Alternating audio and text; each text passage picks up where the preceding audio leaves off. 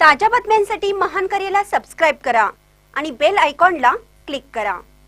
ग्रामीण भागात लाल कांदा काढणीला वेग, परप्रांतीय मजुरांच्या मदतीने शेतकरी कामात व्यस्त। नाशिक जिल्ह्यात ग्रामीण भागात सध्या लाल कांद्याची काढणी जोरात सुरू असून शेत शिवारात मोठी लगबग पाहायला मिळतेय।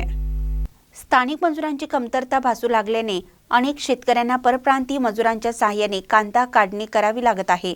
अनेक ठिकाणी परप्रांतीय मजूर कांदा काढणी करत असल्याचं चित्र दिसून येत आहे।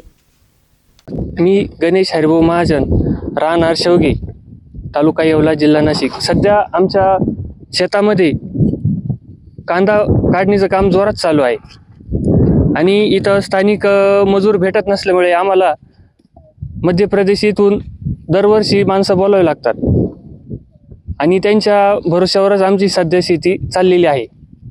मग ते निंदणी असो, खुरपणी असो किंवा काही इतर काम असो, त्यांच्या भरोश्यावरच चालतात आणि 2 पैसे आमची पण मजुरीची बचत होते।